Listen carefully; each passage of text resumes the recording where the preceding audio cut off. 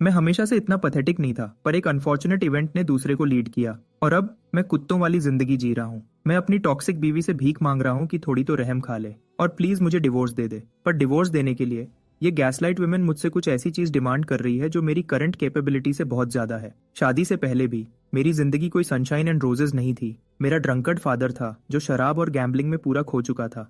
मुझे सपोर्ट करने के बजाय वो मुझे फोर्स करता था कि मैं उसके एडिक्शन का बिल भरूं।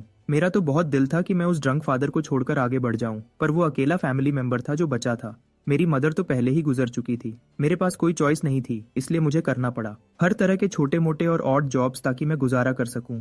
कभी कभी विश करता था कि काश मेरी किस्मत भी दूसरे लोगों जैसी अच्छी होती। फिर भी मैंने उम्मीद नहीं छोड़ी और इस भरोसे पे टिका रहा कि मेरा फादर किसी दिन सुधर जाएगा। मैंने तो एक बार उसको बड़ी अमाउंट में पैसे भी दिए थे, सिर्फ इसलिए क्योंकि उसको कोई क्रिप्टो करेंसी खरीदनी थी। पर वो अच्छा दिन जब मेरा फादर चेंज होता वो कभी नहीं आया और उसकी बुरी आदतों ने उसको मौत तक खींच लिया, मुझे अकेला छोड़कर।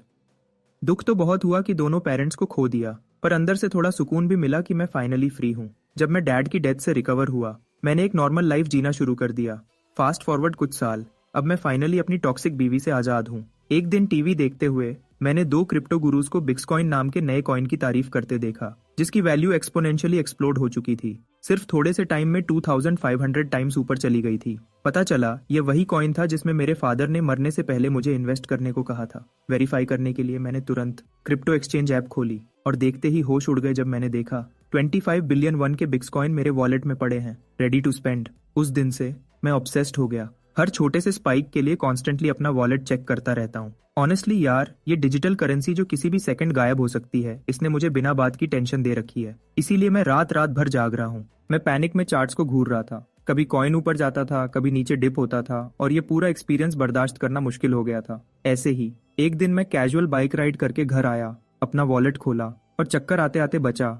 और पैसा लॉस होने की वजह से नहीं, बल्कि इसलिए क्योंकि मेरे कॉइन की वैल्यू ने और 20 मिलियन वन कमाए थे, जिससे मेरा पोर्टफोलियो सीधा 2 बिलियन वन तक शूट कर गया था। अगले कुछ दिनों में मैं वापस अपनी जॉब पे गया। रिसेंटली हमारी कंपनी अलग अलग फैसिलिटीज में सर्जिकल इक्विपमेंट की डेमो दे रही थी, जो हमने पिछले हफ्ते डिलीवर किया था। जो टीम बुसान गई थी वो अच्छा परफॉर्म नहीं कर रही थी, तो चेयरमैन चाहते थे कि कोई ज्यादा केपेबल बंदा जाए। अपनी थकी और स्लीपलेस आंखों के साथ मैंने ट्रिप के लिए वॉलंटियर करने के लिए हाथ उठा दिया। मैंने ये सीनियोरिटी के लिए नहीं किया, बल्कि इसलिए क्योंकि मुझे सही से नींद नहीं आई थी कितने टाइम से, और सोचा कि शायद ट्रिप से दिमाग थोड़ा क्लियर हो जाए। चेयरमैन मान गए, पर एक और आदमी को साथ भेजना चाहते थे। तभी हमारे ऑफिस की सबसे हॉट लड़की ने मेरे साथ जाने के लिए वॉलंटियर किया। तुम सोच रहे होगे कि मैं कितना लकी बास्टर्ड हूँ, और बिलीव मी, मेरे कोवर्कर्स भी यही सोच रहे थे। कुछ तो बेग भी कर रहे थे कि उन्हें मेरी जगह दे दो इस ट्रिप पे, पर चेयरमैन ने मना कर दिया क्योंकि सिर्फ 2 लोगों की जरूरत थी। बाय द वे, उसका नाम सुआ था। नाम की बात कर ही रहा हूँ, शायद मैं अपना इंट्रोडक्शन देना भूल गया। मेरा नाम किम है। आगे के दिनों में मुझे फाइनली उस ऑफिस ब्यूटी के साथ ट्रैवल करने का मौका मिला। रास्ते में उसने बताया कि जिस कार में हम थे वो उसकी थी, उसने पिछले साल अपने भाई से खरीदी थी। मुझे ये भी पता चला कि वो बुसान जाने के लिए सीरियसली एक्साइटेड थी, वर्क की वजह से नहीं, बल्कि क्योंकि वो उसका होम टाउन था। उसने कहा कि वो अक्सर आती थी, पर वर्कलोड की वजह से दूर रह रही थी। उसको थोड़ा फ्री टाइम में एंजॉय करते देखकर मुझे एक गहरी बात रियलाइज हुई। इस दुनिया में हर किसी की अपनी छोटी सी दुनिया होती है, जो उनके ड्रीम्स, एम्बिशंस और छोटी छोटी चीजों से बनती है, जो उन्हें सुकून देती है। इस बात ने मुझे सोचने पर मजबूर कर दिया कि मुझे किस तरह की दुनिया में जीना चाहिए। मेरी पॉकेट में इतना पैसा है, फिर भी मेरे दिल में बिल्कुल सुकून नहीं है। जैसे जैसे दिन ढलता गया, हमने थोड़ा रिलैक्स करने के लिए एक छोटा ब्रेक लिया। तभी उसने मुझे एक डिपार्टमेंट स्टोर चलने को कहा। उसने कहा कि अब जब हम बुसान में हैं तो शॉपिंग करनी है, और एक चीज भी थी जो वो मुझे बताना चाहती थी। उस वक्त मैंने ज्यादा सोचा नहीं या उसके इंटेंशंस पे क्वेश्चन नहीं किया, तो मैं तुरंत मान गया। पर उस दिन बाद में शॉपिंग करते वक्त मैंने कुछ अजीब नोटिस किया। अगर हम ऑनलाइन शॉपिंग करते तो चीजें कितनी सस्ती मिलती, तो हम यहाँ क्यों हैं? बातें और अजीब हो गईं जब उसने मुझे अपने लिए एक सूट चूज करने को कहा और बोला कि वो बिल पे करेगी। जब मैंने हैरानी से पूछा क्यों, तो वो पूरी तरह लाल हो गई और माना कि उसको एक फेवर चाहिए। मेरे जोर देने पर उसने आखिरकार कन्फेस किया। वो चाहती थी कि मैं उसके बॉयफ्रेंड बनने का नाटक करूं उसके पेरेंट्स के सामने। यार, मैं तो स्टंट रह गया। उसने आगे बताया कि उसके पेरेंट्स एक्सपेक्ट कर रहे थे कि वो रिलेशनशिप में हो, क्योंकि उसकी छोटी बहन तो पहले ही डेट कर रही थी। उस पल मेरी धड़कन तेज हो गई और मेरे पेट में तितलियां उड़ने लगीं। फाइनली मैं उसके पेरेंट्स से एक फैंसी रेस्टोरेंट में मिला। झूठ नहीं बोलूंगा, वो काफी तारीफ करने वाले लोग थे। बस बोले जा रहे थे कि उनकी बेटी कितनी परफेक्ट है। पर सच कहूं, मैं भी क्लाउड 9 पे था, हर मोमेंट एंजॉय कर रहा था। मेरे जैसे डिवोर्स्ड गाय के लिए सिर्फ नाटक करना भी दिल की धड़कन को तेज कर देता है। चूंकि उसके पेरेंट्स को पता था कि हम एक ही कंपनी में काम करते हैं, तो नेचुरली उन्होंने पूछा कि हम इतने करीब कैसे आए। ऑफ कोर्स मुझे एक झूठी मूठी स्टोरी घड़नी पड़ी ताकि वो बात कन्विंसिंग लगे। सुआ के पेरेंट्स ने मुझे जिस तरह गर्मी से ट्रीट किया, उससे मुझे याद आई आखिरी बार जब मैं अपने रियल इन लॉज से बुरा मिला था। वो लोग भी अपनी बेटी की तरह ही घटिया थे। उनकी ठंडी और जालिम बातें आज भी मेरे दिमाग में रेंट फ्री घूमती हैं। लॉन्ग स्टोरी शॉर्ट, मैंने उन्हें जीतने की बहुत कोशिश की, पर वो टाइम खराब करना था। उसके कंपैरिजन में सुआ के पेरेंट्स तो इंसान के रूप में फरिश्ते लग रहे थे। पर शुक्र है मैं अब मैरिड आदमी नहीं हूँ। उस यादगार शाम के बाद उसके पेरेंट्स ने फाइनली विदा लेने का डिसाइड किया। उन्होंने प्यार से अपनी बेटी को कहा कि वो मेरे साथ अपनी डेट एंजॉय करे। चूंकि ये सब सिर्फ एक एक्ट था, सुआ तो बिल्कुल शर्मिंदा हो गई थी और इसी वजह से मुझे भी उतनी ही शर्म आ रही थी। मुझे लगता है कि मैं इनसिक्योर हूँ कि उसकी लेवल की लड़की मेरे आस पास हो। जब हम समुंदर किनारे अकेले थे, उसने मुझसे माफी मांगी कि वो मुझे एक ऐसे स्यापे में घसीट लाई जिसके लिए मैंने कभी हाँ नहीं कहा था। मीटअप के दौरान उसकी तेज नजरों ने मेरी घबराहट पकड़ ली थी और उसको शक था कि यह रोल प्ले मेरे बिछड़े हुए यादें ताजा कर रहा है। मैं सच में हैरान था कि वो मेरे डिवोर्स की चिंता कर रही थी, तो मैंने तुरंत उसको यकीन दिलाया कि वो मेरे बारे में परेशान न हो। इनफैक्ट मुझे उसके पेरेंट्स की कंपनी बहुत अच्छी लगी और वो फ्री का खाना जो मिला वो तो जैसे आइसिंग ऑन द केक था इस पूरे एक्सपीरियंस का। टॉपिक बदलने के लिए मैंने सजेस्ट किया कि वो मुझे यहाँ की जगह घुमाए क्योंकि मैं पहली बार बुसान आया था। मेरी इस अचानक रिक्वेस्ट ने यूज सोचने पर मजबूर कर दिया। मैं देख सकता था कि वो अपनी पूरी कोशिश कर रही थी कि परफेक्ट जगह ढूंढे जो मेरे टाइम को वर्थवाइल बना दे। आखिर में उसने एक फॉर्चून टेलिंग कैंप की तरफ इशारा किया, जिसको देखकर मैं पूरा हैरान रह गया क्योंकि मैं तो एक्सपेक्ट कर रहा था कि वो सिटी की कोई खास यादगार जगह दिखाएगी। फिर भी हम अंदर गए और जैसे कोई क्रिस्टल बॉल वाला फ्रॉडस्टर होता है, टेबल के पीछे बैठी उस बूढ़ी औरत ने अपनी बार्नम इफेक्ट टैक्टिक्स से सुआ को पूरी तरह फंसा लिया। उन जनरल बातों के दरमियान उस बूढ़ी औरत ने यह भी मेंशन किया कि सुआ ने रिसेंटली एक मौका गंवा दिया था। उस पल मुझे समझ नहीं आया कि यह बुढ़ी क्या बोलना चाहती है, पर अपेरेंटली वो बात कर रही थी सुआ के चूक जाने की अपनी फीलिंग्स को। मुझे कन्फेस करने से उस बूढ़ी औरत ने सुआ को यकीन दिलाया कि वो मौका जो उसने अभी छोड़ा है वो दोबारा जरूर मिलेगा और सलाह दी कि इस बार यूज पकड़ लेना। जब सुआ उस बुढ़ी की बकवास पे भरोसा कर रही थी, मैं तो ध्यान ही नहीं दे रहा था। मेरे लिए फॉर्चून टेलिंग सिर्फ एक स्कैम है। खैर, आखिरकार मेरी बारी आई। हालांकि मैं दिल से राजी नहीं था, पर सुआ ने इंसिस्ट किया कि मैं भी अपना फ्यूचर जानूं ताकि हमारा यहाँ आना वर्थवाइल हो। और मुझे लगा कि अब इससे ज्यादा अजीब कुछ नहीं हो सकता। पर उस बूढ़ी औरत ने सच में मेरी दुखने वाली नस दबा दी। उस औरत को किसी तरह पता था कि मेरा बचपन आसान नहीं था और मैं गरीबी में बड़ा हुआ हूँ। उसने मुझे और हैरान किया ये कहकर कि मेरे जैसे लोगों की किस्मत में ढेर सारा पैसा लिखा होता है। उसने कहा कि यह तो बस शुरुआत है और मेरी किस्मत की चमक बढ़ती जाएगी। उसने मुझे सलाह दी कि मैं दुनिया घूमूं और नए एक्सपीरियंसेस कलेक्ट करूं। तभी उसने कहा, ज्यादा अच्छे मौके मेरी तरफ खुद खिंचे चले आएंगे। मुझे बस अपनी जिंदगी को पूरी तरह जीना था और मौके मेरे पास दौड़े चले आएंगे, चाहे वो प्यार हो या पैसा। उसने कहा, मैं जो चाहूं वो पा सकता हूं। उसकी बातों ने मुझे बहुत सोचने पर मजबूर कर दिया और मेरे अनयूज्ड सेविंग्स की चिंता और बढ़ गई। उसने जो भी कहा उसका आधा तो मुझे समझ नहीं आया, पर अच्छा लगा कि एक बदलाव के रूप में कुछ पॉजिटिव सुनने को मिला। बदकिस्मती से वो छोटी सी खुशी उस पल गायब हो गई जब उस बूढ़ी औरत ने उस बेकार बकवास के लिए 200,000 वन मांग लिए। ऐसा लगा जैसे पूरे महीने की शॉपिंग और बस का किराया सीधा पानी में चला गया। शुक्र है हम जल्दी उस जगह से निकल गए उससे पहले कि वो और फ्रॉड करती। अगली जगह जो सुआ ने सोची थी वो ह्युंडई मार्केट थी, जहां वो कुछ ग्रिल्ड फूड खाना चाहती थी। इसी दौरान मैं अब भी अपने अकाउंट में पड़ी उस सोई हुई दौलत के बारे में सोच रहा था कि क्या पैसा सच में खुशी खरीद सकता है। मुझे जवाब तो नहीं मिला, पर मैंने ज्यादा गुजारिश नहीं की। वो पल इतना अच्छा था कि ओवर थिंकिंग से खराब नहीं करना चाहिए था। ऐसे ही हमारी बुसन की 4 दिन की बिजनेस ट्रिप आखिरकार एक बिटर स्वीट एंड पर आई और हम सोल वापस लौट आए। जब मैं घर पहुंचा और अपना वॉलेट चेक किया तो देखकर होश उड़ गई कि 200 मिलियन गायब हो चुके थे। पर अफसोस की भावना तुरंत हट गई जब मैंने सिर्फ 1 घंटे के अंदर 300 मिलियन वापस कमा लिए। फिर 100 मिलियन का और इंक्रीज हुआ। एक बार फिर मैं पूरा दिन स्क्रीन को घूर रहा था जैसे कोई दीवाना, चार्ट्स को ऊपर नीचे होते देखता रहा। आखिर में उसने एक फॉर्चून टेलिंग कैंप की तरफ इशारा किया, जिसको देखकर मैं पूरा हैरान रह गया क्योंकि मैं तो एक्सपेक्ट कर रहा था कि वो सिटी की कोई खास यादगार जगह दिखाएगी। फिर भी हम अंदर गए और जैसे कोई क्रिस्टल बॉल वाला फ्रॉडस्टर होता है, टेबल के पीछे बैठी उस बूढ़ी औरत ने अपनी बार्नम इफेक्ट टैक्टिक्स से सुआ को पूरी तरह फंसा लिया। उन जनरल बातों के दरमियान उस बूढ़ी औरत ने यह भी मेंशन किया कि सुआ ने रिसेंटली एक मौका गंवा दिया था। उस पल मुझे समझ नहीं आया कि यह बुढ़ी क्या बोलना चाहती है, पर अपेरेंटली वो बात कर रही थी सुआ के चूक जाने की अपनी फीलिंग्स को। मुझे कन्फेस करने से उस बूढ़ी औरत ने सुआ को यकीन दिलाया कि वो मौका जो उसने अभी छोड़ा है वो दोबारा जरूर मिलेगा और सलाह दी कि इस बार यूज पकड़ लेना। जब सुआ उस बुढ़ी की बकवास पे भरोसा कर रही थी, मैं तो ध्यान ही नहीं दे रहा था। मेरे लिए फॉर्चून टेलिंग सिर्फ एक स्कैम है। खैर, आखिरकार मेरी बारी आई। हालांकि मैं दिल से राजी नहीं था, पर सुआ ने इंसिस्ट किया कि मैं भी अपना फ्यूचर जानूं ताकि हमारा यहाँ आना वर्थवाइल हो। और मुझे लगा कि अब इससे ज्यादा अजीब कुछ नहीं हो सकता। पर उस बूढ़ी औरत ने सच में मेरी दुखने वाली नस दबा दी। उस औरत को किसी तरह पता था कि मेरा बचपन आसान नहीं था और मैं गरीबी में बड़ा हुआ हूँ। उसने मुझे और हैरान किया ये कहकर कि मेरे जैसे लोगों की किस्मत में ढेर सारा पैसा लिखा होता है। उसने कहा कि यह तो बस शुरुआत है और मेरी किस्मत की चमक बढ़ती जाएगी। उसने मुझे सलाह दी कि मैं दुनिया घूमूं और नए एक्सपीरियंसेस कलेक्ट करूं। तभी उसने कहा, ज्यादा अच्छे मौके मेरी तरफ खुद खींचे चले आएंगे। मुझे बस अपनी जिंदगी को पूरी तरह जीना था और मौके मेरे पास दौड़े चले आएंगे, चाहे वो प्यार हो या पैसा। उसने कहा, मैं जो चाहूं वो पा सकता हूं। उसकी बातों ने मुझे बहुत सोचने पर मजबूर कर दिया और मेरे अनयूज्ड सेविंग्स की चिंता और बढ़ गई।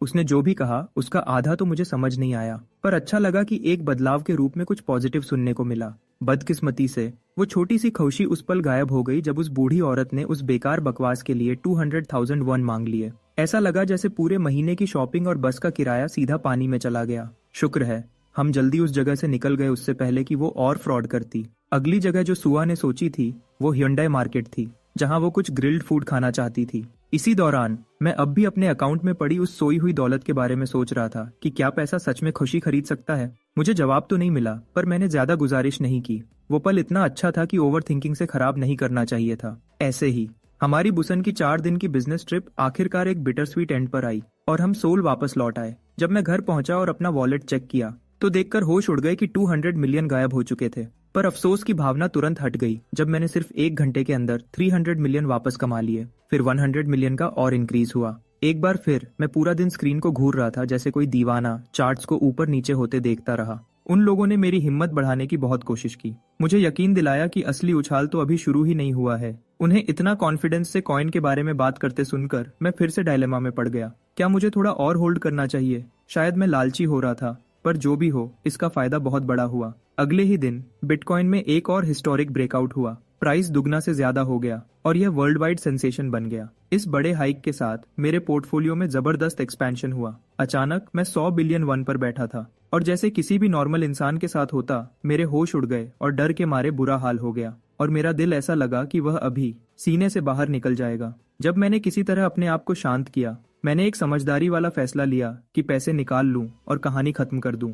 पर एक बार फिर लालच आगे आ गया और मुझे लटका कर चला गया। वह ग्रीड मेरे अंदर, ऐसा लगा जैसे उसने शक्ल ले ली हो। मेरे कान में फुसफुसा रहा था कि थोड़ा सा और रुके रहो। पर फिर मुझे एक बात समझ आई, शायद यह मेरे फादर की मेहनत का फल था, वही आदमी जिसने एक बार मुझसे पैसे उधार मांगे थे। इस सोच के साथ मुझे अच्छी तरह पता था कि अब क्या करना है। मैं उस स्ट्रगल के फल को ऐसे ही जाया नहीं होने दे सकता था। अगले दिन सुआ ने ऑफिस में मेरी कमी नोटिस की। सबसे पहले उसके दिमाग में यह ख्याल आया कि शायद मैं किसी और बिजनेस ट्रिप पर चला गया हूँ। जब उसने मेरे कोवर्कर्स से यह कंफर्म करना चाहा, तो उसे पता चला कि मैं तो पर्सनल डे ऑफ पर था। नेचुरली यह सुनकर वह कंफ्यूज हो गई।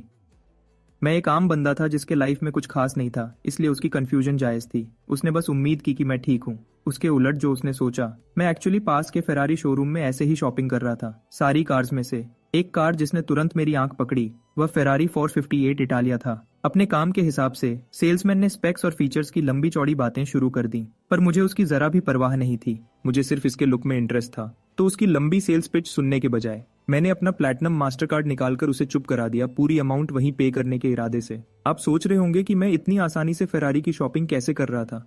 सच कहूं तो मैंने उस रास्ते को फॉलो किया जो मेरे फादर ने मेरे लिए बनाया था। मैंने अपने सारे कॉइन्स बेच दिए। यूएस डॉलर्स में मेरी वर्थ 100 मिलियन थी, जो मोटे तौर पर 100 बिलियन वन मेरे हाथ में थे। इतने सारे पैसे बैठे थे खर्च होने का इंतजार करते हुए। मुझे समझ नहीं आया कि और क्या करूं। तो हाँ, इस तरह मैंने फेरारी खरीदी। ट्रांजैक्शन कंप्लीट होने के बाद मैं शोरूम से ऐसे बाहर निकला जैसे कोई टोटल कूल गाय हो जिसे 0 फर्क पड़ता हो। पर अंदर ही अंदर मुझे हार्ट अटैक आने वाला था। जो कार मैंने अभी खरीदी थी उसकी कीमत 490 मिलियन वन थी। आपको ये कितना इंसेन है समझाने के लिए। बस याद रखो, जब मैं उस फॉर्चून टेलर को 2 लाख वन पे करने पर पसीना छोड़ रहा था, फिर भी मैंने पूरा जोर लगा दिया और अपनी विश लिस्ट की हर चीज चेक की। एक लग्जरी कार और एक फैंसी सूट तो मिल गया। मेरी टू डू लिस्ट पे अगली चीज थी अपने लिए एक स्वीट लग्जरी अपार्टमेंट ढूंढना। तो बिना किसी शक के मैंने शहर के सबसे बेस्ट हाउसिंग कॉम्प्लेक्स में एंट्री ली। रिसेप्शनिस्ट से रिक्वेस्ट करने से पहले मैंने 2 बार भी नहीं सोचा कि मुझे यहाँ अवेलेबल सबसे बेस्ट अपार्टमेंट दिखाएं। रिसेप्शनिस्ट ने आखिरकार मुझे एक सबसे महंगे अपार्टमेंट्स में से एक का टूर दिया। एक पल के लिए इतनी लग्जूरियस जगह खरीदते हुए मुझे अलग सा फील हुआ। मैं इस तरह की लाइफस्टाइल का आदी नहीं था। अपार्टमेंट्स मेरे टेस्ट के लिए बहुत ज्यादा लग्जूरियस थे। सिर्फ बाथरूम ही मेरे पुराने घर से बड़े थे और उस हाई राइज अपार्टमेंट से जो व्यू था, ऐसा कुछ मैंने अपनी जिंदगी में कभी नहीं देखा था। एक ही पल में मैंने मन बना लिया और आगे बढ़ा।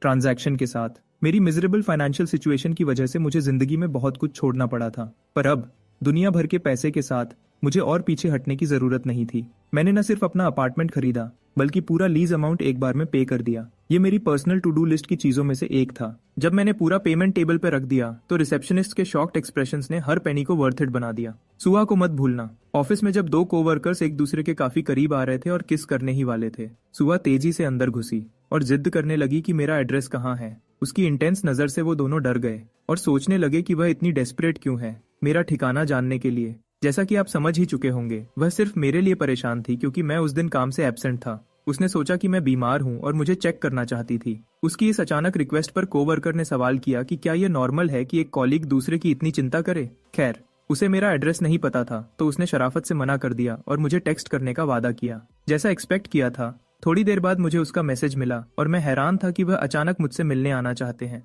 जब मुझे रियलाइज हुआ कि मैंने उन्हें फिजूल में परेशान किया है, मैंने माफी मांगी और अपना एड्रेस भेज दिया। सुहा जुंगयप का शुक्रगुजार था कि उसने मेरा एड्रेस ढूंढ दिया। जितनी एक्साइटेड वह लग रही थी, जुंगयप को शक हुआ कि शायद उसे सच में मुझसे प्यार हो गया है। आखिरकार वो दोनों ने साथ मिलकर मुझे मिलने आने का फैसला किया। वह सच में क्यूरियस थे कि मैं कैसी जगह रहता हूँ और वह उत्साहित थे, पर जिस पल वह पहुंचे उनके होश उड़ गए।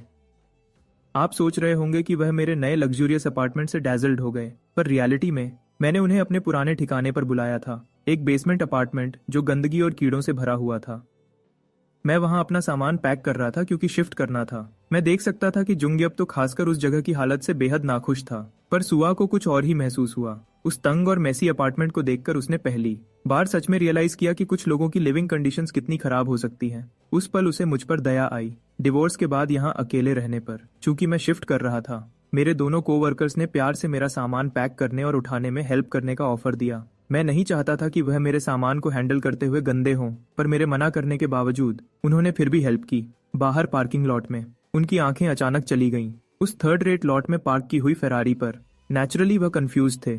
उनमें से कोई भी यह सोच नहीं सकता था कि वह कार मेरी हो सकती है। उन्होंने बस यही मान लिया कि वह बिल्डिंग के ओनर या किसी और की होगी, पर रियलिटी उनकी सोच से बिल्कुल अलग थी। उनका दिमाग प्रैक्टिकली फ्रीज हो गया जिस पल मैंने उन्हें अपना सामान उस कार में लोड करने को कहा। उन्होंने तब भी मानने से मना कर दिया। सोच रहे थे कि मैं सिर्फ किसी और की फेरारी के पास खड़ा हूँ, पर जब मैंने कंफर्म किया कि वह मेरी है तो उनका मुंह पूरा खुला का खुला रह गया। इस दौरान मैं देख सकता था कि जुंगयप दिमाग में हिसाब लगा रहा था, मेरी सैलरी, पॉसिबल इंस्टॉलमेंट्स और दूसरे कॉस्ट्स का, और उसे कुछ भी समझ नहीं आ रहा था। पर यह तो उनके सरप्राइजेस की शुरुआत थी।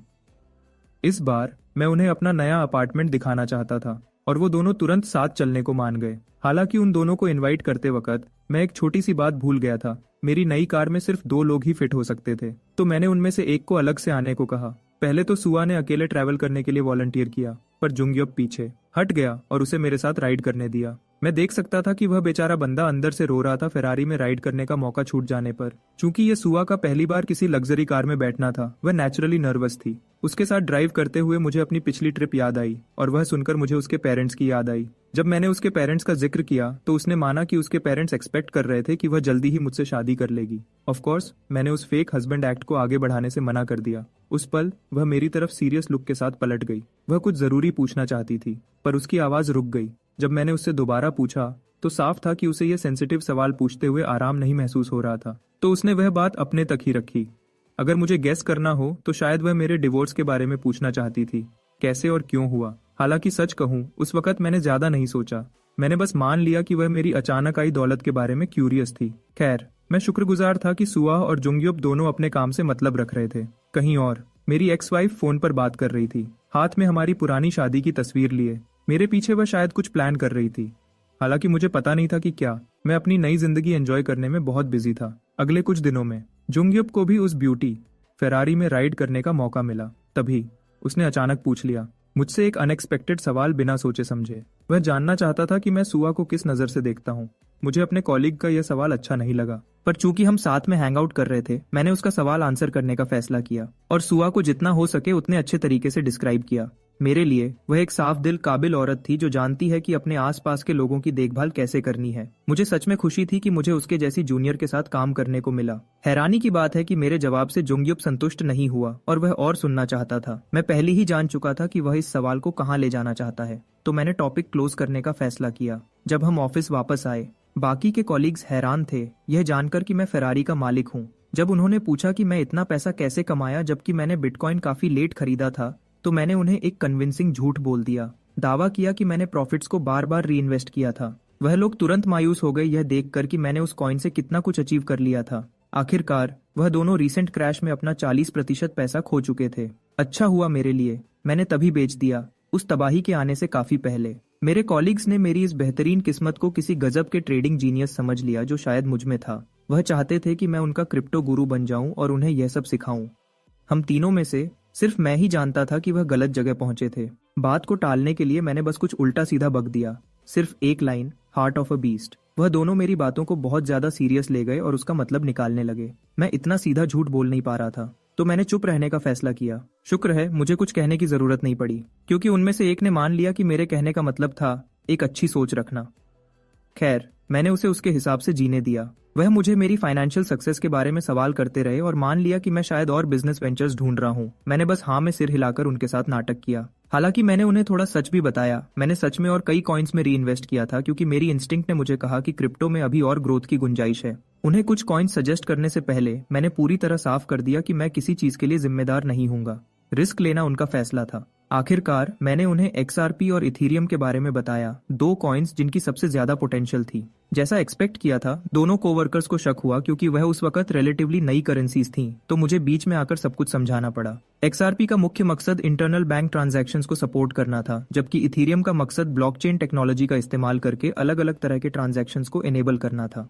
ऑफ कोर्स ये प्राइस इंक्रीज की गारंटी नहीं देता था, पर दूसरे कॉइन्स के मुकाबले ये दोनों अपने रिलेटिवली लो रिस्क की वजह से बहुत सारे इन्वेस्टर्स का ध्यान जरूर खींचेंगे। वह लोग सच में हैरान थे कि मेरे पास इतना अनकॉमन गहरा नॉलेज है, पर यह इतना सरप्राइजिंग नहीं होना चाहिए था। आखिरकार मैंने अपनी पूरी दौलत दांव पर लगाई थी। जब मैं अपनी सो कॉल्ड नॉलेज का प्रदर्शन कर रहा था, सुआ रेस्टरूम में फ्रेश हो रही थी। उसका दिमाग ज्यादातर काम में व्यस्त था। हालांकि अगली चीज जो उसके दिमाग में थी वह मैं था। फिर कुछ लड़कियां रेस्टरूम में उसके साथ आईं, जो मेरी रिसेंटली खरीदी हुई फेरारी के बारे में गॉसिपिंग कर रही थीं।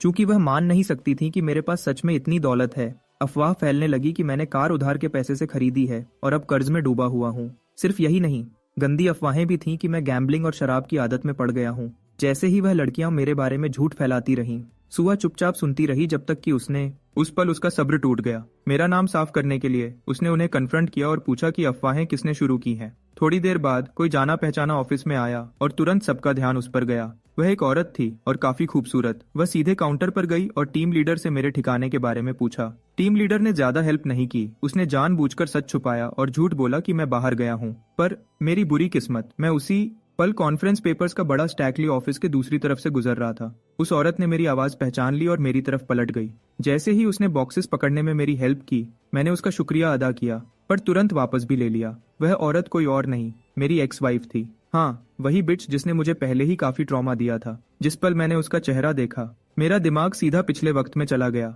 हर बार जब उसने मेरे साथ कचरे जैसा बर्ताव किया।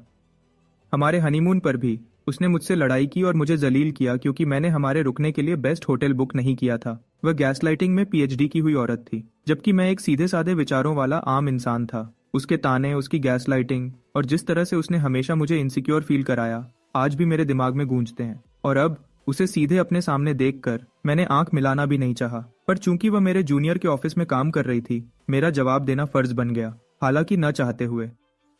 बॉक्सेस नीचे रखने के बाद मैंने न चाहते हुए वो फाइल्स ले लीं जो वह देना चाहती थी। मैं पलटा नहीं, उसकी प्रेजेंस से डरना तो दूर की बात थी। फाइल्स लेने के बाद मैं कॉन्फिडेंस से उसे आगे निकल गया, जिससे वह और गुस्सा हो गई। उसका गुस्सा साफ दिख रहा था। वह नाराज थी कि मैंने उस डरपोक लूजर की तरह एक्ट नहीं किया जो मैं हुआ करता था। ओह, मुझे लगता है मैं उसका नाम बताना भूल गया। वह हंचेवन है। वह ऑफिस में मेरी फेरारी देखकर परेशान थी।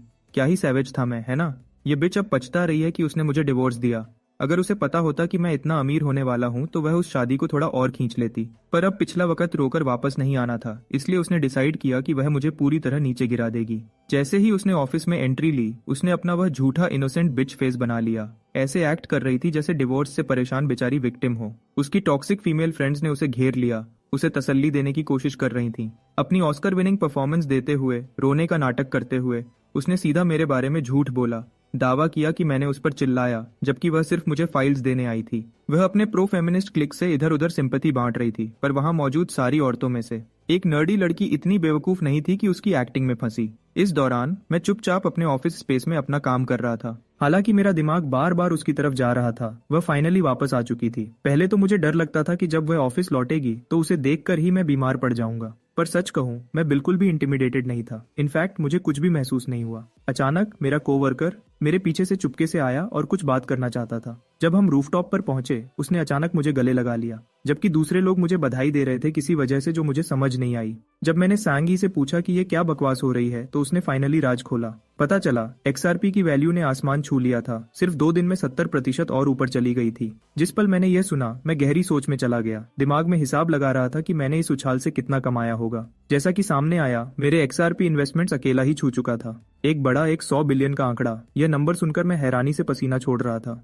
इस दौरान मेरे कोवर्कर सिर्फ कुछ मिलियन कमाकर जश्न मना रहे थे, जो मेरे मुकाबले में सिर्फ चिलर स्पेयर चेंज था। वह मुझसे पूछने लगे कि मैंने XRP में कितना इन्वेस्ट किया था। मुझे झूठ बोलने में हिचकिचाहट हो रही थी, पर सच बोलना उनके होश उड़ा देता। तो मैंने आमतौर पर कह दिया कि मैंने हर कॉइन में 10 बिलियन इन्वेस्ट किए थे। ऑफ कोर्स वह इतना बड़ा नंबर सुनकर शॉक्ड थे।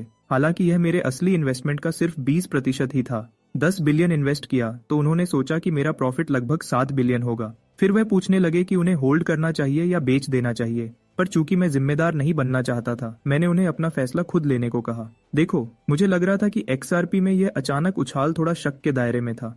एक करेंसी जो असल में बैंक ट्रांजैक्शंस को तेज करने के लिए डिजाइन की गई थी, उसका अचानक बढ़ जाना ज्यादा समझ नहीं आया। एक ही एक्सप्लेनेशन जो मेरे दिमाग में आई वह ये थी कि ग्रीड क्रिप्टो मार्केट में जितना एक्सपेक्ट किया था उससे ज्यादा तेजी से फैल रहा था।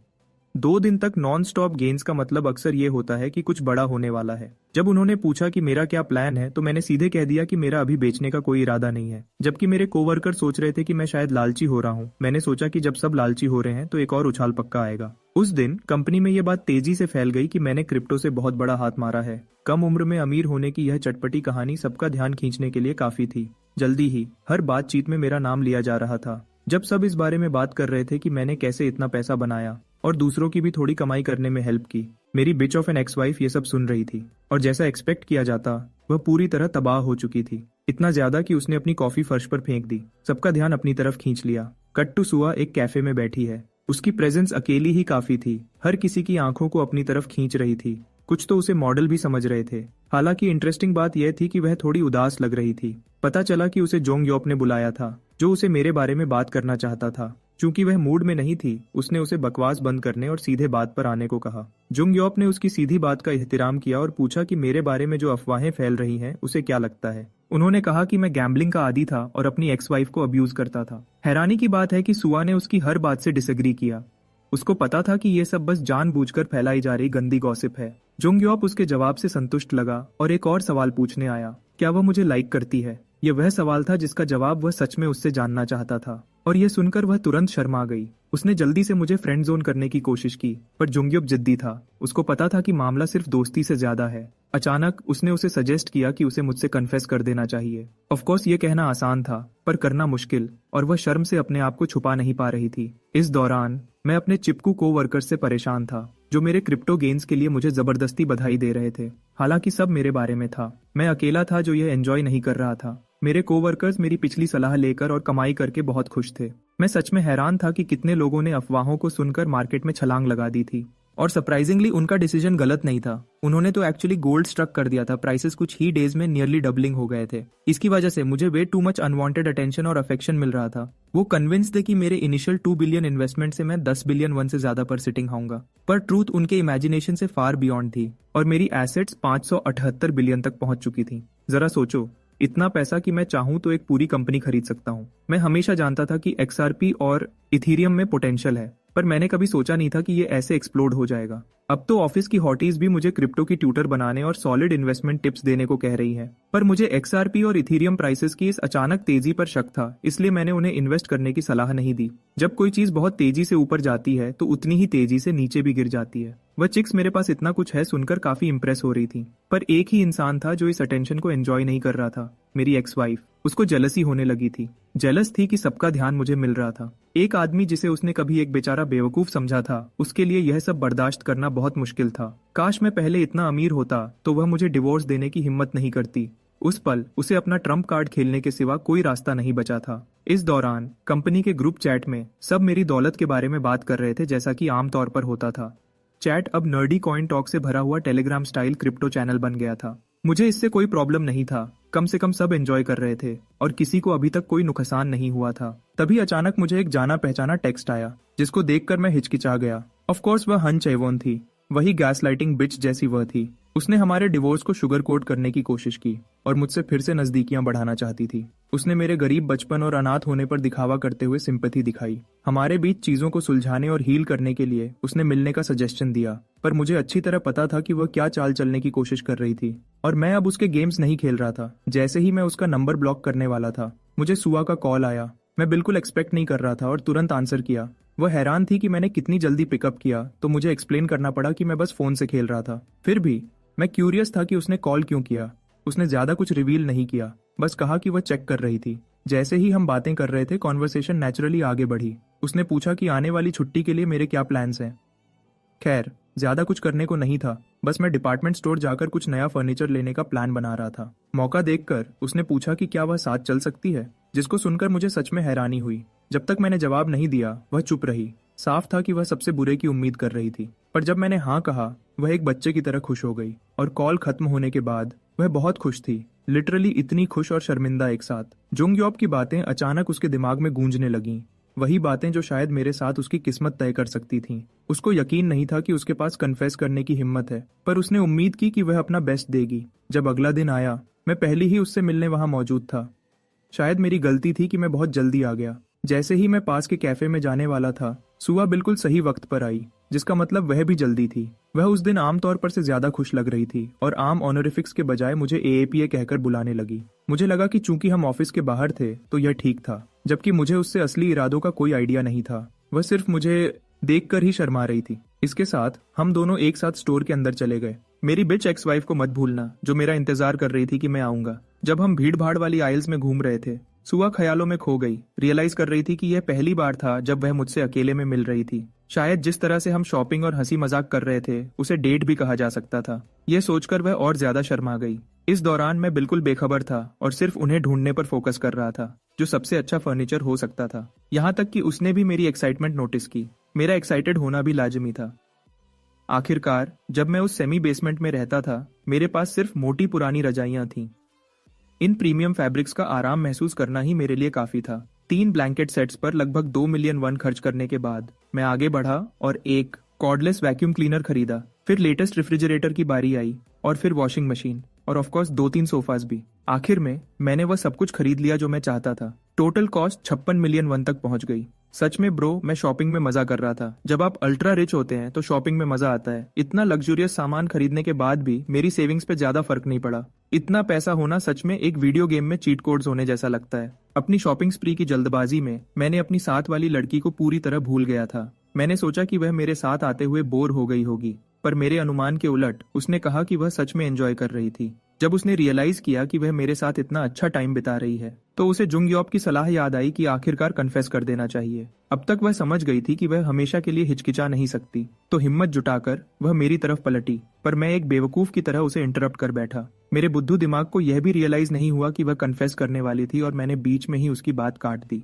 उसने उस बात को टाल दिया और मुझे कहा कि मैं अपनी बात आगे बढ़ाऊं। पर जब उसने जिद की कि उसका सवाल अर्जेंट नहीं था, मैंने बात करना शुरू किया, लेकिन एक और ख्याल से दोबारा इंटरप्ट हो गया। मेरी बिच एक्स को मत भूलना। सीन पर उसे छोड़ने के बाद वह पूरी तरह पागल हो गई थी। यह बात कि मैंने आने की तकलीफ भी नहीं की उसे दीवाना बना रही थी। अगले दिन हमेशा की तरह मेरे कोवर्कर्स एक्सआरपी से हुए प्रॉफिट्स का जश्न मना रहे थे। इस वक्त तक पूरी कंपनी क्रिप्टो एडिक्ट्स बन चुकी थी और मैं उनका गुरु। हमारा असिस्टेंट मैनेजर नासंगुक, जिसने एक बार क्रिप्टो को गैम्बलिंग कहा था, उसे फाइनली अपना पहला प्रॉफिट मिला और वह खुशी से अपने होश खो बैठा। वह जिंदा मिसाल है उस डेफिनेशन की।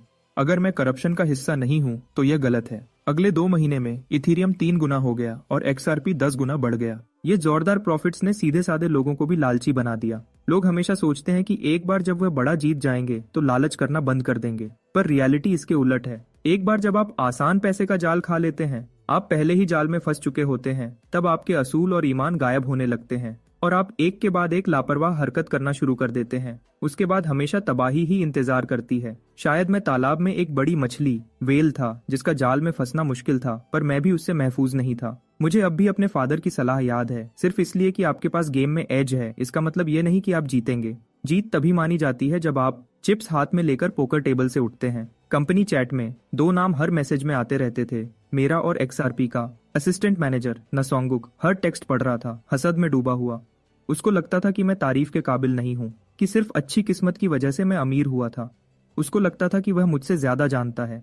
उसका कॉन्फिडेंस उस 100 मिलियन वन से आया था जो उसने 1 महीने में कमाए थे। उसको यकीन था कि उसकी किस्मत आगे भी चलेगी, कि वह जल्दी ही रिवरसाइड कॉन्डो और स्पोर्ट्स कार खरीद लेगा, और फिर बाकी जो बचेगा वह सुआ जैसी किसी को अपना प्यार कन्फेस करना होगा। उसी पल मैंने ग्रुप चैट में अनाउंस किया कि मैं अपने दोनों एक्सआरपी और इथेरियम को बेचने जा रहा हूँ। कुछ कोवर्कर्स को मेरे इस अचानक फैसले पर यकीन नहीं हुआ। नसंगुक को लगता था कि मैं पागल हूँ जो ऐसे वक्त में बेच रहा था। उसको यकीन था कि वह मुझसे ज्यादा होशियार है और उसे कोई फर्क नहीं पड़ता था। उसने दूसरों को भी मनाने की कोशिश की। उसके लिए मैं ग्रुप का लापरवाह बंदा था। फिर भी मैंने शांति से अपना रीजन बताया। मार्केट बहुत तेजी से बढ़ गया था और करेक्शन आना तय था। ऑफ कोर्स मैं सबका दिमाग नहीं बदल सकता था, तो मैंने एक आखिरी मैसेज के साथ चैट बंद कर दिया। अगले दिन मैं टीम लीडर ऑन म्योंगुक के पास था। टीम लीडर ऑन ने मुझे एक दूसरी जगह जाने को कहा। ये बंदा मुझे रूफटॉप पे ले आया और मेरी पीठ पर जोर जोर से थपकी मारने लगा। मेरा बॉस मेरी क्रिप्टो इन्वेस्टमेंट एडवाइस पर फख्र महसूस कर रहा था। मैंने एक लेटर खोला और उसे 2 हफ्ते की छुट्टी का नोटिस दिया। किसी वजह से लीडर ऑन तैयार नहीं था और उसे लगा कि मैं रेजिग्नेशन दे रहा हूँ। उसका चेहरा सच में प्राइसलेस था। सवाली नजर से पूछ रहा था कि मेरे जैसा इतना अमीर बंदा इस घटिया जॉब से रिजाइन क्यों नहीं कर रहा था। सुआ के साथ अपनी कॉन्वर्सेशन याद आई। मैंने उससे यूनाइटेड स्टेट्स जाने के अपने प्लान्स बताए थे।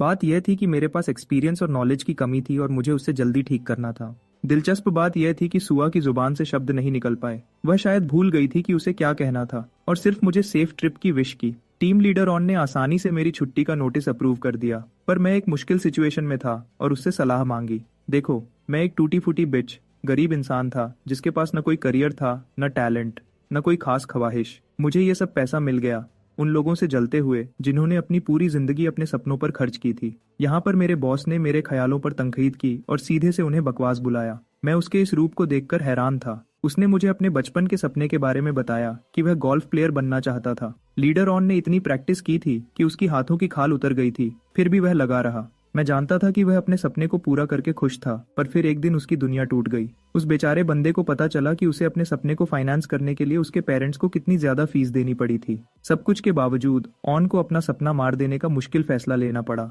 और ऑफिस में आना पड़ा। उसका नया सपना अपने परिवार के साथ रहना और बस कैजुअल बेसबॉल गेम देखना है। अपनी बुद्धिमानी से मुझे समझाते हुए उसने जोर दिया कि जिंदगी में सपनों को पूरा करने के बहुत सारे मौके होते हैं और सपनों के पीछे पागल नहीं होना चाहिए। इतनी देर तक मैं चुपचाप उसकी सलाह सुन रहा था और मैं अंदर से हिल गया। मेरे ख्याल और साफ हो गए, जिससे मुझे एक एक कदम उठाने और जिंदगी आहिस्ता आहिस्ता आगे बढ़ाने की इजाजत मिली। आखिरकार मेरा नोजी बॉस मेरे पास आया और उसने बड़े सवाल का जवाब पूछने का फैसला किया। मैंने कितना पैसा कमाया? मैंने गोलमोल बातें शुरू की। गांगनम गो में एक एवरेज अपार्टमेंट की कीमत के बारे में पूछा। उस वक्त जवाब $2 बिलियन था और उस नंबर को रेफरेंस बनाकर मैंने अपने कान में उसको वह पैसा फुसफुसाया जो मैंने कमाया था। ये कहना ठीक होगा कि उस आदमी का मुंह हैरानी से खुला रह गया। वह रियलिटी पर सवाल उठा रहा था। एक हिस्सा सच में मुझ पर फख्र कर रहा था, क्योंकि मैं सिर्फ ऑफिस वर्कर बनकर नहीं जा रहा था, बल्कि एक आदमी जो ऑफिशियली ट्रिलियंस के दायरे में दाखिल हो चुका था। इस बातचीत के तुरंत बाद मैंने सामान पैक किया और एयरपोर्ट के लिए निकल गया। तुरंत मैंने फर्स्ट क्लास में प्रीमियम ट्रीटमेंट नोटिस किया और याद आया कि इकोनॉमी में उड़ना कितना बेकार होता था। मैं खुशी से गुनगुनाते हुए पीछे होकर बैठ गया, जब तक कि मेरी दाईं तरफ से एक आवाज ने मेरा ध्यान नहीं खींचा। यह औरत कॉल पर थी, तो जब हमारी आंखें मिली मैंने उसे हाथ हिलाकर हेलो कहा। उसने मुझसे माफी मांगने के लिए अपना कॉल काट दिया। इस चीज को बिजनेस अपॉर्चुनिटी के रूप में इस्तेमाल करने की जिज्ञासा, क्यूरियोसिटी में उस औरत ने मुझे अपना पर्सनल बिजनेस कार्ड थमा दिया। वो जिन युग्युंग थी, एक एग्जीक्यूटिव डायरेक्टर और अपनी उम्र के हिसाब से एक शानदार सक्सेस स्टोरी। जब मैं उसके कार्ड के डिटेल्स पढ़ रहा था, मैंने खुद को एक फार्मास्यूटिकल कंपनी का एक आम सेल्स रेप बताया। मैं उसके चेहरे पर शौक और हैरानी देख सकता था कि मेरे जैसा एवरेज जो यहाँ फर्स्ट क्लास में कैसे उड़ रहा है। मैंने आगे कहा कि मैं आजकल ज्यादातर इन्वेस्टमेंट्स में काम करता हूँ, पर सच कहूँ तो भूल जाओ उसे। मेरे सामने एक खूबसूरत मुंह में पानी ला देने वाला स्टेक रखा था जो मेरा सारा ध्यान खींच रहा था। मैंने एक बाइट लेकर काम शुरू किया और हर बाइट कितना जूसी था उसका झटका महसूस हुआ। मैं आखिरकार समझने लगा था कि फर्स्ट क्लास सच में कैसा लगता है। इस दौरान युग्युंग ध्यान से मुझे देख रही थी। वो पहले ही अंदाजा लगा चुकी थी कि यह मेरा फर्स्ट क्लास में पहला बार है। इत्तेफाक से हमारी आंखें मिली और मैंने उसकी एलिगेंट पोस्चर की तारीफ की। ये डिस्क्राइब करते हुए कि छुरी उसके हाथ में कितनी नेचुरल लग रही थी, मैंने उसे हिचकिचा दिया और वो पीछे मुड़ गई। उस तारीफ को सुनकर वो सच में बहुत खुश हुई। थोड़ी देर बाद युगयुंग ने मुझे अपनी कंपनी का नया कार कमर्शियल कॉन्सेप्ट दिखाया। मैं पूरी तरह हैरान था क्योंकि ये मॉडल यूएस मार्केट को टारगेट करने वाला था। अचानक उसने मुझसे पूछा कि आजकल मैं कौन सी गाड़ी चलाता हूँ। हालांकि मैं एक हम्बल आदमी हूँ, मैंने कैजुअल तरीके से अपनी फेरारी होने का दिखावा किया। वो औरत पूरी तरह शॉक में फ्रीज हो गई और मुझे बताया कि वो स्पोर्ट्स मॉडल्स और इलेक्ट्रिक व्हीकल्स पर भी काम कर रही है। मैंने एक्चुअली अपनी जिंदगी के एक दौर में मायराई इलेक्ट्रिक कार चलाने के अपने एक्सपीरियंस को जोड़ा। मैं देख सकता था कि उसका चेहरा खुशी से चमक उठा था, मेरे एक्सपीरियंस के बारे में सुनने के लिए तैयार। जब तक कि मैंने उस औरत को कार के एक्सेलरेटर और ब्रेक सिस्टम की तनकीद करके तबाह नहीं कर दिया। हालांकि मैं सच में अपना एक्सपीरियंस बयान कर रहा था, युगयुंग यहाँ होश खो रही थी। उसी वक्त मुझे रियलाइज हुआ कि मैं कितना बदल चुका हूँ। पहले मुझे उसकी कैलिबर की औरत से ऐसे खुलकर बात करने की हिम्मत भी नहीं थी। उसकी रुचि, इंटरेस्ट्स में झांकने का फैसला करते हुए मुझे पता चला कि युगयुंग को बचपन में कार्स का शौक था। वो एक एंथुजियास्ट थी जिसने दर्जनों अलग अलग कार्स चलाई थी। क्यूरियस होकर मैंने डिटेल्स पूछी। उसका रीसेंट एक्सपीरियंस मिनी चलाने का था। उसको उसकी खूबसूरत डिजाइन की वजह से बहुत पसंद आई थी। मैं आखिरकार देख सकता था कि उसका चेहरा फिर से चमक रहा था। फ्लाइट आगे बढ़ी और हम सैन फ्रांसिस्को एयरपोर्ट पर उतरने ही वाले थे। युगयुंग फ्लाइट के बाकी हिस्से में अपनी कंपनी स्पेसिफिक्स और मार्केट डिफिकल्टीज के बारे में बातें करती रही। उस औरत ने तब तक मेरा मूड और इंटरेस्ट दोनों खत्म कर दिया था। उस यापर के बगल में बैठना एक टॉर्चर था। आखिरकार हम लैंड हो गए। उसने मुझसे हैंडशेक किया और कोरिया में मिलने की होप जताई। उसके घंटों की चैटर झेलने के बाद मैं आखिरकार उस टॉर्चरस फ्लाइट से निकल गया। और तो और मुझे अफसोस हुआ कि मैंने बोलने की जहमत ही क्यों की थी। एयरपोर्ट से बाहर निकलते हुए मैंने सैन फ्रांसिस्को में इस डाइवर्स एक्सपीरियंस का वेलकम किया। मेरा स्टेट्स आने का ड्रीम आखिर रियलिटी बन गया था। जो शख्स मेरा वेलकम कर रहा था उसने मेरा नाम पुकारा। ये मायोंगवू था, मेरा पुराना दोस्त। हम कॉलेज में साथ में एक सेमी बेसमेंट में रहते थे और बहुत टफ टाइम देखा था। वो मेरा राइड और डाई था जब तक उसकी किस्मत नहीं खुली और उसको यहाँ की एक कंपनी में अमेजिंग रोल नहीं मिल गया। मैं उसकी चबी फेस और ब्लोटेड बेली देखे बिना नहीं रह सका। वो स्टिकमैन से सीधा बॉलिंग बॉल बन गया था।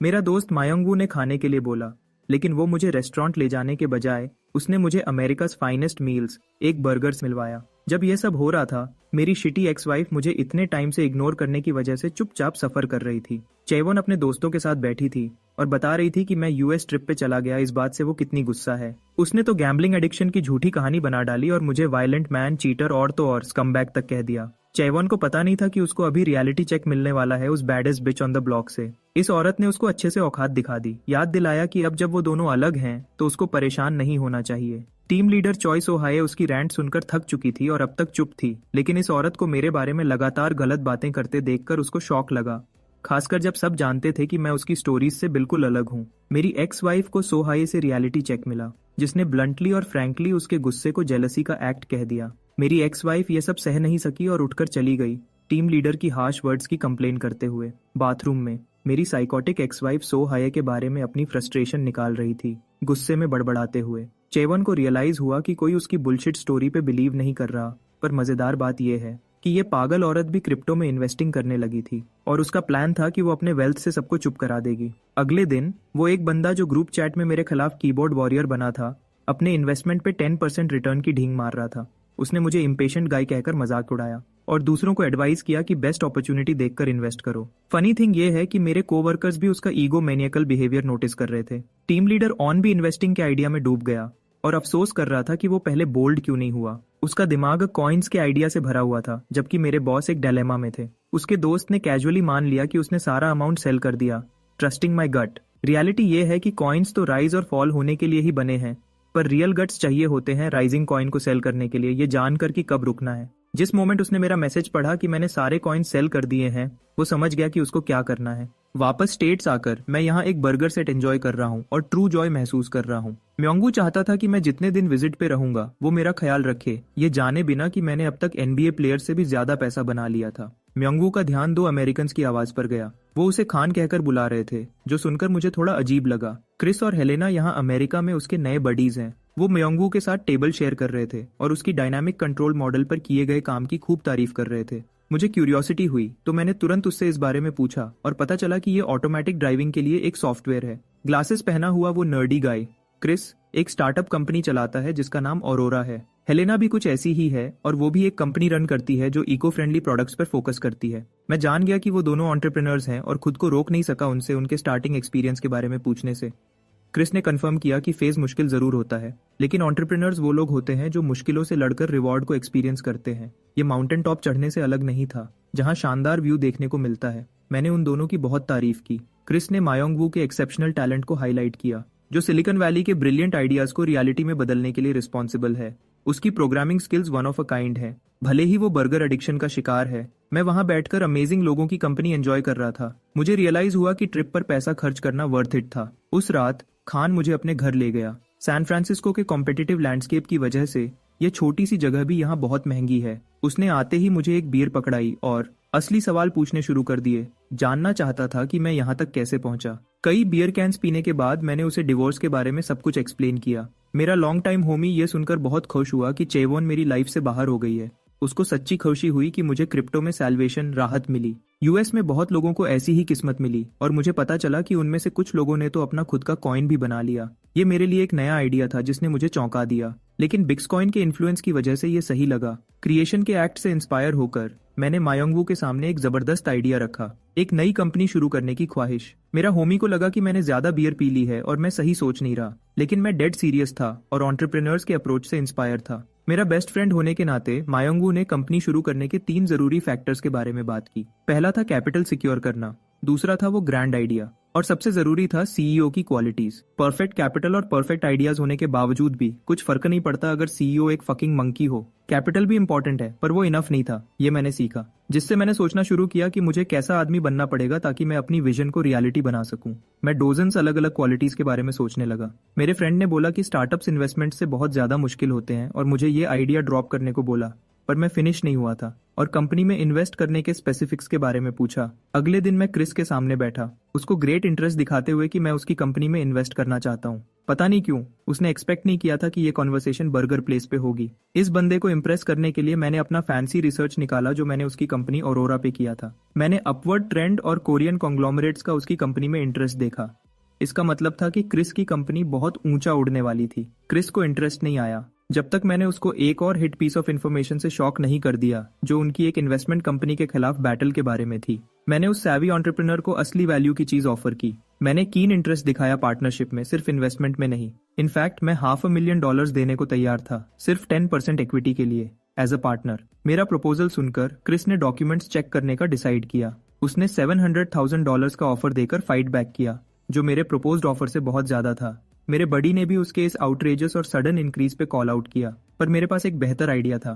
मैंने काउंटर किया स्टैगरिंग $900,000 का 20% के लिए, जिससे क्रिस शॉक हो गया। म्योंगवू ने क्रिस की स्टिकी सिचुएशन समझाई, जो फिलहाल अपनी इन्वेस्टमेंट कंपनी से डील करने में ह्यूज ट्रबल फेस कर रहा था और कैपिटल की कमी थी। मेरे बडी ने एम्फसाइज किया कि मैं क्रिस के लिए वो सारा रिस्क रिमूव कर दूंगा और इक्विटी के बदले मैं औरोरा के गोल्स में कभी इंटरफियर नहीं करूंगा। म्योंगवू की फितरत ने एक बर्गर खाने की एनालॉजी देने का डिसाइड किया वर्सेस डबल चीज बर्गर खाने की। इस सैलिवेटिंग आइडिया ने क्रिस को टेम्प्ट किया और इवेंचुअली वो मान गया। वो मेरे साथ सक्सेसफुल डील स्कोर कर गया और मैं ऑफिशियली रोरिस का पार्टनर बन गया। मैं उस मीटिंग के बाद बहुत खुश था। अगर मेरा इन्वेस्टमेंट फेल भी हो जाता तो भी मुझे सीखने के लिए ग्रेट एक्सपीरियंस मिलता। फिर से मेरे दिमाग में सिर्फ म्योंगवू का अगली फेस ही आ रहा था, क्योंकि ये बंदा ही सिंगल हैंडेडली रिस्पॉन्सिबल था मुझे बैकअप करने के लिए। एक अच्छे दोस्त की तरह मैं उसकी हेल्प का एहसान चुकाना चाहता था, इसलिए उसकी एडवाइस मांगी। मैंने उससे और कंपनीज रिकमेंड करने को कहा ताकि मैं इन्वेस्ट करना और एंजॉय कर सकूं। भले ही मैं यहाँ वेकेशन पे आया था, पर मैं ये सोचे बिना नहीं रह पाया कि मेरे फ्रेंड्स ऑफिस में कैसे हैंडल कर रहे होंगे।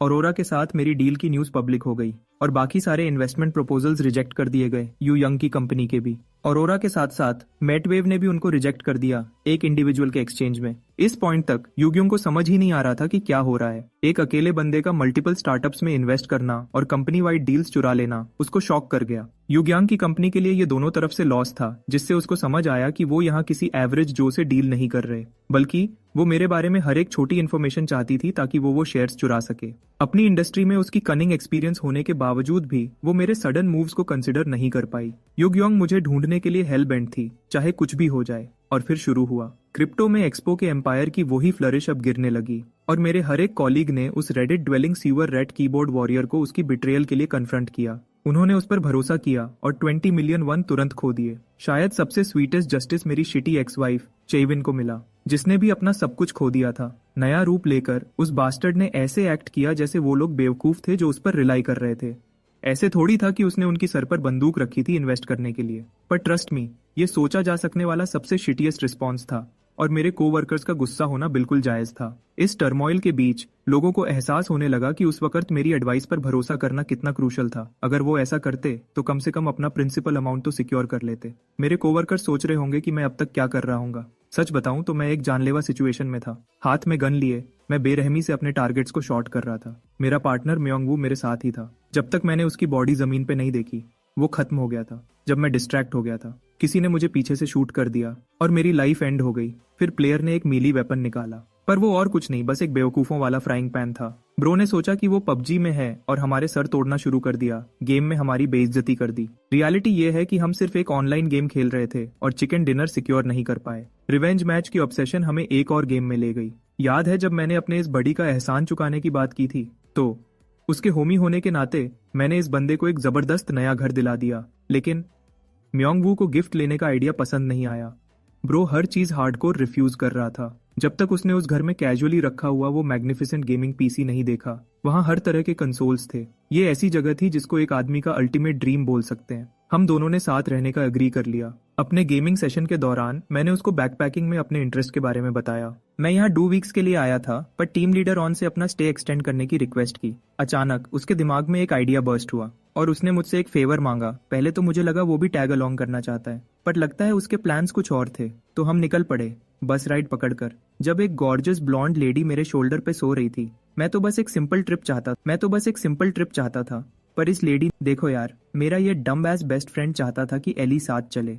वो उसकी कोई अक्वेंटेंस थी और मुझे उसके ज्वाइन करने से ज्यादा माइंड नहीं था, पर मैं उसके बारे में और जानना चाहता था। पता चला कि वो गर्ल बस एक सिंपल ग्रेजुएट है और इस तरह मैं उसके साथ बस में स्ट्रैंडेड रह गया। सच कहूं तो मैं अपने नाइटमेयर में इतना लॉस्ट था कि उसकी आवाज में अपना नाम सुन भी नहीं पाया। एली एक्साइटमेंट से रोर कर उठी क्योंकि एट लास्ट हम फाइनली लॉस एंजलिस पहुंच चुके थे। उस स्टनिंग यंग लेडी ने अपनी लुक्स से सबको पैरालाइज कर दिया। हम दोनों असल में यहाँ फर्स्ट टाइम आए थे, पर लगता था एली मुझसे बहुत ज्यादा एक्साइटेड थी। उसको जरा भी वरीड फील नहीं हो रहा था। सोचो तो, वो एक रैंडम गाय के साथ ट्रिप पे जा रही है और दुनिया में किसी चीज से नहीं डरती। उसके बिहेवियर से मुझे समझ आया कि मुझे कल्चर के बारे में और बहुत कुछ सीखना बाकी है। जब मैं अपने दिमाग में शिट ओवर थिंकिंग करने में बिजी था, वो मुझे इग्नोर करने की वजह से ग्रम्पी हो गई। मैंने अपोलोजाइज किया और उसको दोबारा ट्राई करने को कहा। पता चला कि एली के पास पूरी ट्रिप के लिए एक स्केड्यूल है जिसको हम फॉलो कर सकते हैं। मेरे लिए रिलैक्स करने का ये एक कन्वीनियंट आइडिया था, तो मैंने उसको फॉलो करना ठीक समझा। एली और मैंने सब कुछ एक्सप्लोर करना शुरू किया जो हमें मिल सकता था। यूनिवर्सल कंपनी HQB,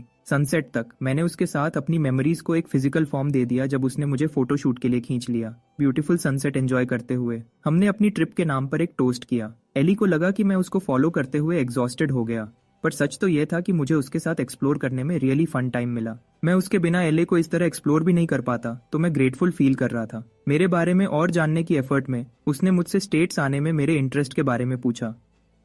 मैंने सिंपल रखा और बताया कि मैं एक डिफरेंट कल्चर के बारे में क्यूरियस था। फिर मैंने उससे वही क्वेश्चन पूछा। पता चला कि वो फ्रेश ग्रेजुएट अपनी प्रोफेशनल करियर शुरू करने से पहले फ्रेश एयर लेना चाहती थी। उस ब्रिलियंट यंग वुमन ने वॉल स्ट्रीट पर जॉब सिक्योर कर ली थी और जानती थी कि उसकी लाइफ बिजी होने वाली है।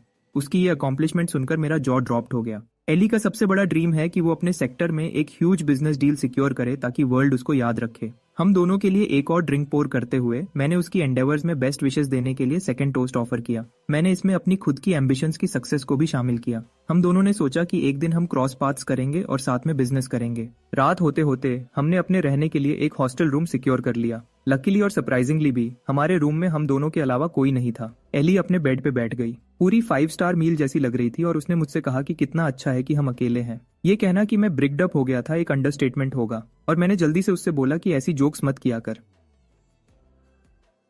उसने टीजिंग करना बंद कर दिया और उसके थोड़ी देर बाद हम दोनों सो गए। पर मैं रेस्टलेस था यार, बिल्कुल भी सो नहीं पाया। जिस तरह उसने इतनी कैजुअली हमारे स्मैशिंग का इम्प्लाई किया, वो मेरे बिंगो कार्ड्स में नहीं था। मेरी वर्जिन एस तो ऑलमोस्ट उसका ऑफर रिफ्यूज नहीं कर पाई थी, लेकिन ऐसा करता तो मेरा बैड नेम हो जाता।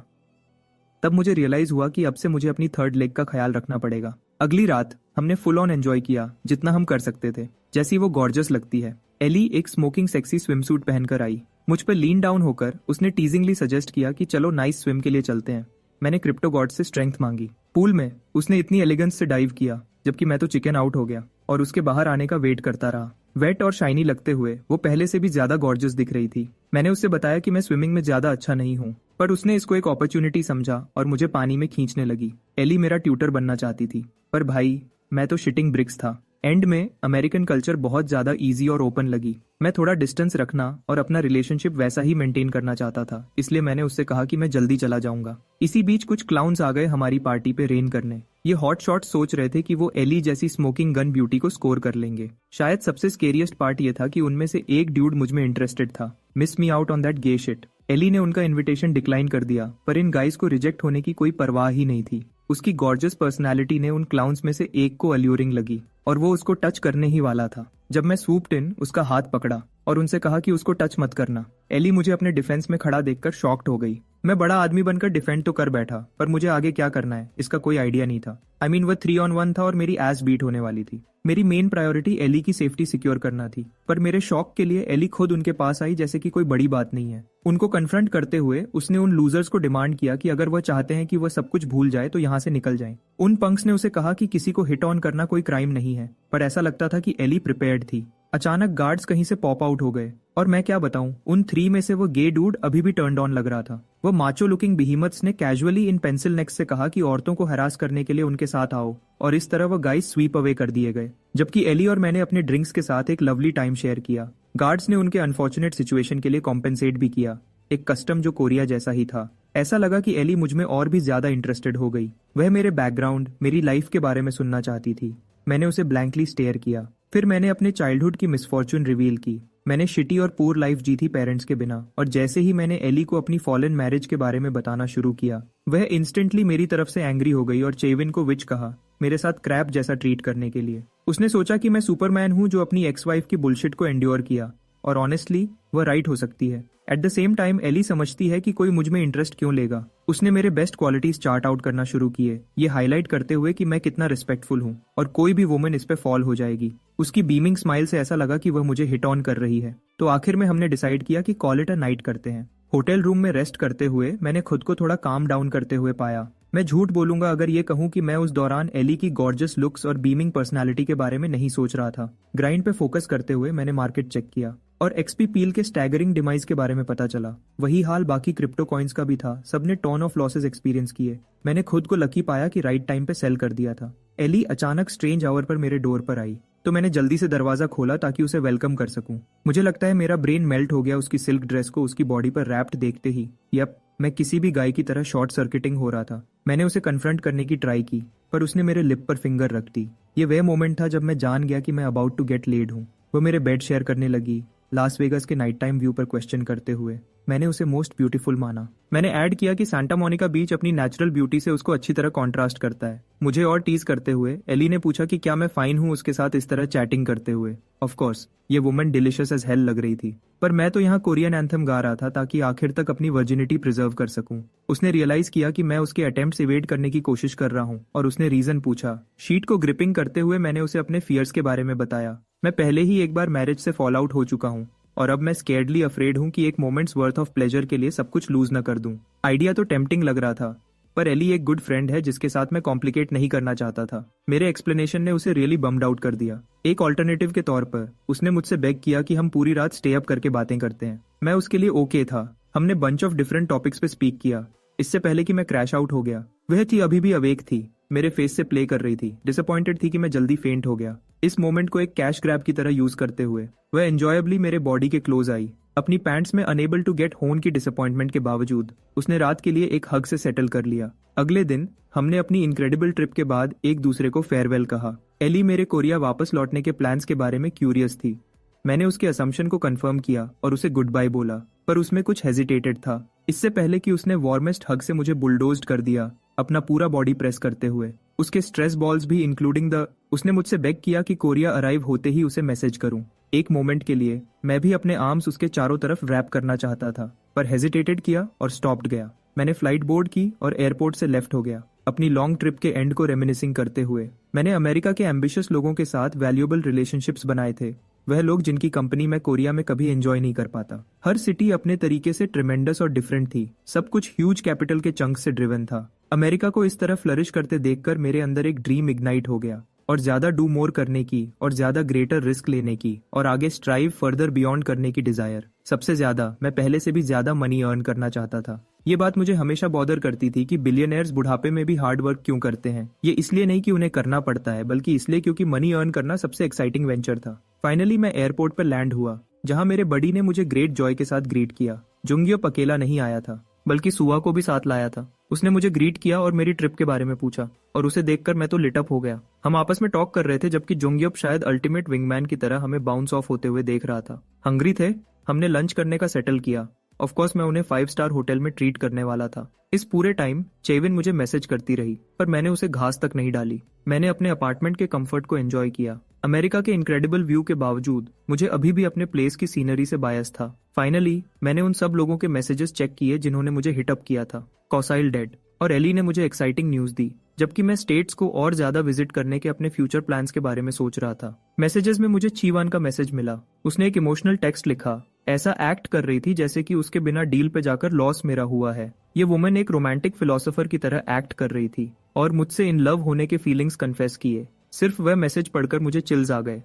क्लियरली इस बिच को एक थेरेपिस्ट से अपॉइंटमेंट की जरूरत थी। इसी बीच चेविन ऑल बाय हरसेल्फ थी, जानती थी कि मैंने उसे फिर से गोस्ट कर दिया है। वह रोमांटिक साइड एक मेनेसिंग वन में बदल गई। पहले उसने मुझे इडियट कहा, फिर उसने खुद को यह कंफर्ट दिया कि वह अपनी लाइफ में मूव ऑन कर चुकी है, और मुझे थ्रेटन किया कि वर्क पर मेरी लाइफ कॉम्प्लिकेटेड होने वाली है। मैं उससे अफ्रेड था और उसे फिर से ब्लॉक कर दिया। एक बार फिर इस ईविल वेंच से डिवोर्स लेने के अपने डिसीजन पर कन्विंस्ड हो गया। अगले दिन मैं अपने बडीज के लिए होल बंच ऑफ सुवेनियर्स लेकर ऑफिस आया। मेरे अटर शॉक के लिए हर कोई लूमिंग ओवर और डिस्पेयर में था। एक्साइटमेंट का कोई हिंट नहीं था। मेरे कुछ बडीज ने मुझे ग्रीट किया। वह लोग जिन्होंने मेरी एडवाइस मानी थी, उन्होंने प्रॉफिट बनाया और राइट टाइम पे क्रिप्टो से पुल आउट कर लिया था। उससे मुझे रियलाइज हुआ कि ये लोग ज़ॉम्बीज की तरह एक्ट क्यों कर रहे थे। असिस्टेंट नासंगुक की शिटी एडवाइस की वजह से उन्होंने अ शिट टन खो दिया था। 95% क्रैश एक्सपीरियंस करना आसान नहीं होता। फिर मैंने अपने टीम लीडर्स को देखा, जिन्होंने मुझे इतनी जल्दी वेलकम न करने पर टीज किया। मीटिंग रूम में मैंने उन्हें 2 एक्सपेंसिव वॉचेस दी, जिससे उनके वेरी हैंड्स ट्रेम्बल करने लगे ऑ में।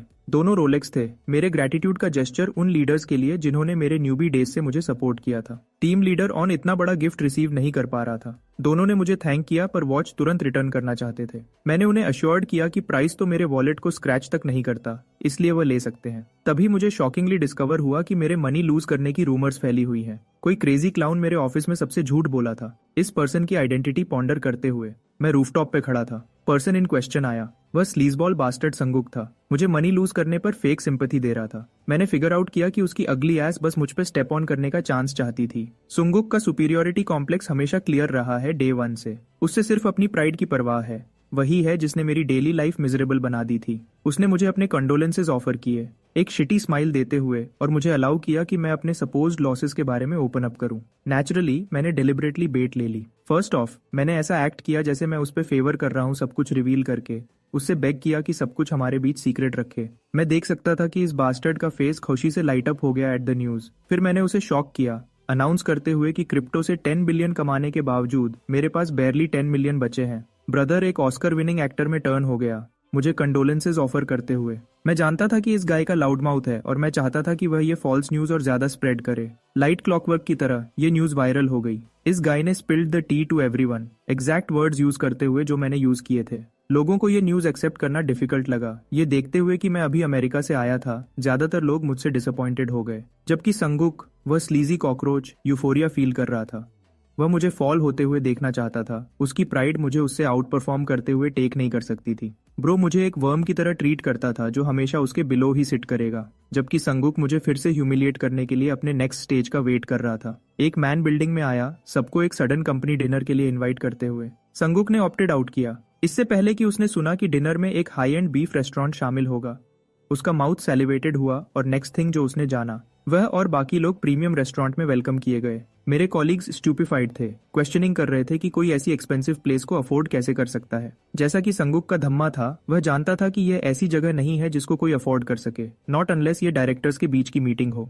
उससे वह यह वंडर करने लगा कि कहीं कंपनी का सीईओ तो नहीं आने वाला। और उसके शॉक के लिए संगुक ने मुझे उसी जगह अराइव होते हुए देखा। वह यह स्टॉमक नहीं कर पा रहा था कि मैं टीम लीडर्स के साथ एंजॉय कर रहा हूं, और उसने प्लान किया कि सबके सामने मुझे ह्यूमिलिएट करेगा। फर्स्ट ऑफ मैंने सबका अटेंशन स्टील कर लिया, उन्हें वेलकम करते हुए।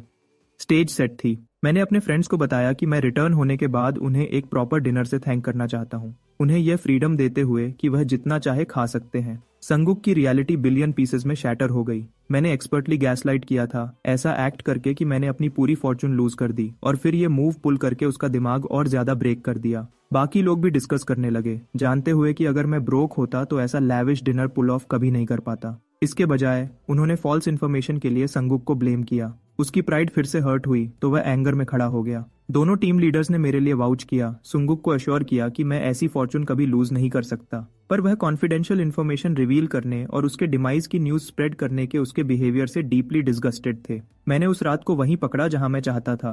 शैडोज से बाहर आकर मैंने उसे कन्फ्रंट किया और संगुक को बीफ एंजॉय करने की अलाउंस दी। मेरा ओल्ड सेल्फ उसकी बुलशिट इग्नोर कर देता क्योंकि ये रूमर्स जो उसने मेरे बारे में स्प्रेड किए थे रियलिटी से ज्यादा फार ऑफ नहीं थे। पर नो वे इन हेल अब मैं वह बिहेवियर टॉलरेट करने वाला था। अपने वर्ड्स से उसे स्वीट पॉइजन फीड करते हुए मैंने संगुक को अश्योर्ड किया कि यह डिनर स्पेशली उसके लिए प्रिपेयर किया गया था। जहां मैं अब हूं, नो वन मुझ पर स्टेप ऑन नहीं करने वाला एवर अगेन।